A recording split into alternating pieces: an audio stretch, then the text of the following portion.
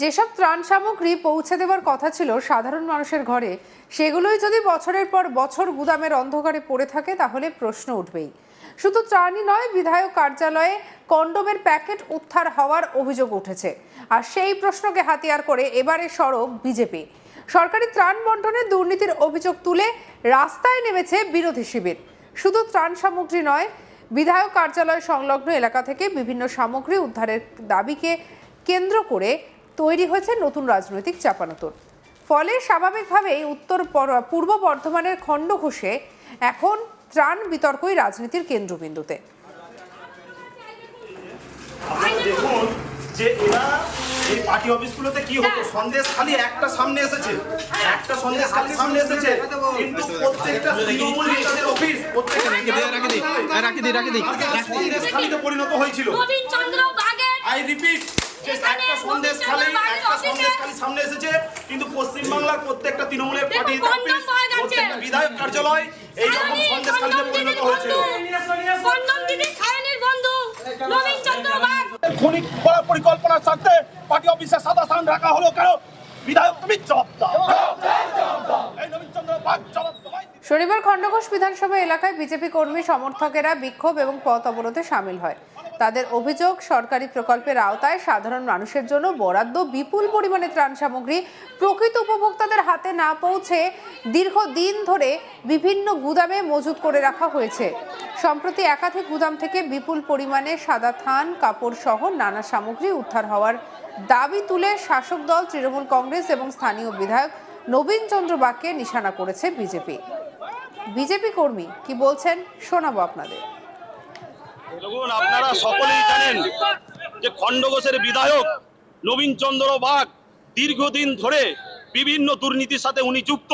ওনার যিনি ব্লক সভাপতি ছিলেন অপার্থিব ইসলাম, তিনি নিজে বলেছেন যে তিনি এখনো চাকরি দুর্নীতির টাকা এখনো তিনি শোধ করছেন, এটা ওনাদের ব্লক সভাপতি বলেছেন। আজকে আমাদের ভারতীয় জনতা পার্টি ক্ষমতায় আসার পর আমরা জানি বিভিন্ন মানুষের দুর্নীতি প্রকাশ্যে আসছে। আমাদের খণ্ডঘোষ গ্রামের শুভবুদ্ধি সম্পন্ন মানুষেরা আমাদের ভারতীয় জনতা পার্টি কার্যকর্তাদের কাছে যায় এবং আমাদেরকে বলে যে সাধারণ মানুষের জন্য পশ্চিমবাংলা সরকার যে রিলিফ ফান্ড পাঠিয়েছিল, বিভিন্ন রিলিফ সামগ্রী তিনি সাধারণ মানুষকে না দিয়ে তিনি 3 থেকে 4টে গোডাউনে সেগুলোকে জড়ো করে রেখেছে। আমরা খবর পাওয়ার সাথে সাথে সেই গোডাউনগুলোর কাছে যাই এবং পুলিশ প্রশাসনকে আমরা খবর দিই যে আপনারা আসুন এবং এই যে দুর্নীতি করে যে রিলিফ ফান্ড মজুত করা হয়েছে এগুলোকে আপনারা উদ্ধার করুন। কিন্তু এখনো পর্যন্ত সেই গোডাউনের চাবি খোলা হলো না, এখনো পর্যন্ত পুলিশ প্রশাসন এই রিলিফ ফান্ড উদ্ধার করলো না। এবং নবীন চন্দ্র বাগকে বলতে হবে যে পার্টি অফিসে আপনারা দেখতে পাচ্ছেন এই যে সাদা থান, আমরা নির্বাচনের আগে বারবার হুমকি পেয়েছি যে নির্বাচনের পর নাকি আমাদের বাড়িতে সাদা থান পাঠিয়ে দেওয়া হবে। আজকে আপনারা দেখুন এই যে সাদা থান তার একটি নিয়ে আসা হয়েছে। এই সাদা থান আজকে পার্টি অফিসে বস্তায় বস্তায় ভরে মজুত করা আছে। আপনারা বলুন যে এরা কেন, কিভাবে? আপনারা দেখুন আজকে যে বিজেপি আজকে যদি ক্ষমতায় না আসতো, আজকে আমাদের এই বিজেপি কার্যকর্তারা আজকে অনেকেই হয়তো শ্মশানে আজকে তাদের জায়গা হতো। এই সাদা থান তাদের বাড়িতে পাঠানোর ব্যবস্থা করেছিল, আজকে তার চাক্ষুষ প্রমাণ আমরা আপনাদের সামনে তুলে ধরছি। বিজেপি নেতৃত্বের আরো দাবি, শুধু গুদাম থেকেই নয়, বিধায়ক কার্যালয় সংলগ্ন এলাকা থেকেও ত্রাণ সামগ্রী উদ্ধার করা হয়েছে। পাশাপাশি বিধায়ক কার্যালয় থেকে কন্ডোমের প্যাকেটের উদ্ধার ঘিরে অভিযোগকে ঘিরে শুরু হয়েছে তুমুল চর্চা। এই ঘটনাকে ঘিরে এলাকায় ব্যাপকভাবে চাঞ্চল্য ছড়িয়েছে। অভিযোগ, সরকারি সহায়তার জন্য বরাদ্দ সামগ্রী মানুষের কাছে পৌঁছানোর বদলে পরিকল্পিতভাবে আটকে রাখা হয়েছে, যার ফলে বহু দরিদ্র এবং প্রান্তিক পরিবার তাদের প্রাপ্য সুযোগ সুবিধা থেকে বঞ্চিত হয়েছেন। বিজেপি কর্মীর কি বক্তব্য শোনাবো।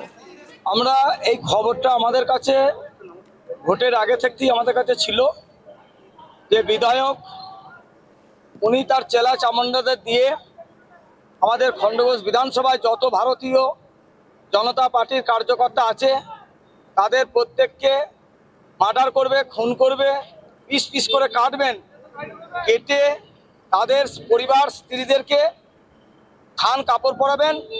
তার জন্যে অভিষেক ব্যানার্জি এবং মমতা ব্যানার্জি প্রত্যেকটা বিধায়ক কার্যালয়ে থান কাপড়ের বান্ডিল পাঠিয়ে দিয়েছেন। তার চাক্ষুষ প্রমাণ আজকে আপামর জনগণ এবং আমরা সকলে এবং আপনারা মিডিয়া পার্সন সকলেই দেখলেন এবং প্রশাসনও দেখলেন তার প্রমাণটা।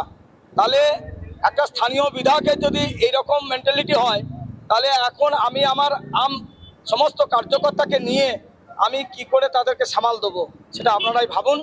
আর আমরা অবিলম্বে এই মতো পরিস্থিতিতে আমরা বিডিওকে বিষয়টা জানাইছি। আমরা ওনাদের গোডাউন হাত দিইনি, সেটা বিডিও সাহেবের সঙ্গে কথা হয়েছে। আমরা বিডিও সাহেবকে সশরীরে এখানে আসতে বলেছি, উনি আসছেন এবং চাবি খুলবেন, খুলে সমস্ত মালপত্র যা আছে স্থানীয় প্রশাসনের হাতে হ্যান্ডওভার করবেন এবং প্রশাসন সেই মালকে নিয়ে গিয়ে থানায় রাখবেন। এইটুকু পর্যন্ত আমাদের এই আন্দোলন চলবে। এইটাই আমাদের বলার ছিল। ভারত মাতা কি জয়, বন্দে মাতারম। দেখুন, গ্রেপ্তার প্রসঙ্গ তো আমরা করবই, কারণ এতগুলো মানুষের জীবন নিয়ে যখন ছিনিমিনি খেলবে বেতাজ বাদশাহ, আপনারা দেখতে পাচ্ছেন যে দিকে দিকে চারিদিকে কি চলছে, সব বাদশারা আজকে জেলে ঢুকছে। সেই সূত্রেই আমরা একটা লেজিসলেশন মেম্বারকেও আমরা চাইছি, তার যে প্রসেস প্রক্রিয়া আছে সেই প্রসেস প্রক্রিয়ায় ওনাকেও আমরা অ্যারেস্ট করার জন্য স্থানীয় প্রশাসনকে আবেদন জানাচ্ছি। এই অবরোধ আমাদের চলবে, প্রতিদিন চলবে, যতদিন স্থানীয় প্রশাসন আমাদেরকে যা স্বীকৃতি দেবেন আমরা সেই প্রতিশ্রুতি মেনে, যতদিন না উনি অ্যারেস্ট হচ্ছেন, উনি যেহেতু একটা লেজিসলেশন মেম্বার, সেই মেম্বারের একটা প্রসেস আছে, ওনাকে তো আর হট করে অ্যারেস্ট করা যায় না। তো সেই প্রসেস যা আছে সেই প্রসেস প্রক্রিয়া মেনে ওনাকে অ্যারেস্ট করতে হবে। এই স্বীকারোক্তি যতক্ষণ না প্রশাসন আমাদেরকে দিচ্ছে ততক্ষণ আমাদের এই কার্যক্রিয়া আমাদের চলবে। বিজেপির বক্তব্য, এটি শুধুমাত্র প্রশাসনিক অব্যবস্থা নয়, বরং বৃহত্তম দুর্নীতির ইঙ্গিত বহন করছে। তাদের দাবি, দীর্ঘদিন ধরেই খণ্ডঘোষে বিভিন্ন সরকারি প্রকল্পে অনিয়মের অভিযোগ উঠছে। সাম্প্রতিক এই ঘটনা সেই অভিযোগকে আরও জোরদার করেছে। তাই গোটা ঘটনা নিরপেক্ষ এবং উচ্চ স্তরের তদন্তের দাবি তুলেছেন বিজেপি নেতারা। পাশাপাশি উদ্ধার হওয়া সমস্ত সামগ্রীর পূর্ণাঙ্গ হিসেব জনসমক্ষে প্রকাশ, দায়ীদের বিরুদ্ধে কঠোর ব্যবস্থা গ্রহণ এবং খণ্ডঘোষের বিধায়ক নবীন চন্দ্র বাগের গ্রেপ্তারির দাবিও জানানো হয়েছে। কি বলছেন বিজেপির মণ্ডল সভাপতি তাপস মল্লিক, শুনব। দেখছেন, আমরা 2-3 দিন ধরে খবরটা পেলাম যে ওনার 4টে গোডাউনে মিনিমাম 1000 সাদা স্থান রয়েছে। আমরা এমএলএ সাহেবের কাছে, বড়বাবুর কাছে জানতে চাইছি, এই সাদা স্থান যে আমাদের সরকার না এলে কি করত। আমরা এমএলএর কাছে প্রশ্ন করতে চাই। এমএলএকে গায়ে হাত তো দেবে না, কোনো কর্মী গায়ে হাত দেবে না। এমএলএ সাহেব এসে বলে যাবে এই স্থান নিয়ে উনি কি করতে চেয়েছিলেন। ওনার কাছে আমাদের বক্তব্য রেখেছি, প্রশাসনের কাছে বক্তব্য রেখেছি যে এমএলএ সাহেবকে নিয়ে আসুক, নিয়ে এসে আমাদের এই যোগ্য জবাবটা দিতে হবে।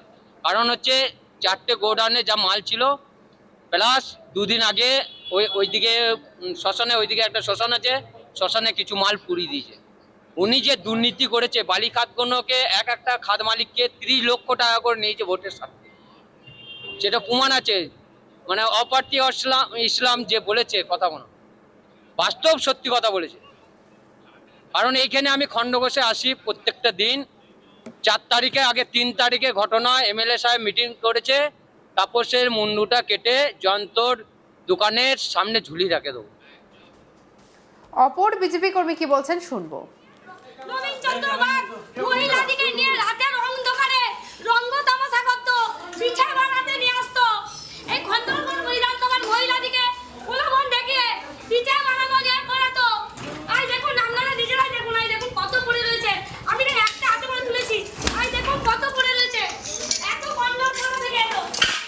আই দেখুন, নবীন চন্দ্র বাগ যে মহিলাদিকে নিয়ে রঙ্গ তামাশা করতো, রাতের অন্ধকারে মহিলাদিকে নিয়ে যে ফুর্তি করতো, তার প্রমাণ হলো এগুলো। এইটা হচ্ছে খণ্ডঘোষ বিধানসভা নবীন চন্দ্র বাগের পরিচয়। সঙ্গে রাখুন আজ তাক বাংলাকে। অন্যান্য খবরের জন্য সাবস্ক্রাইব করতে ভুলবেন না।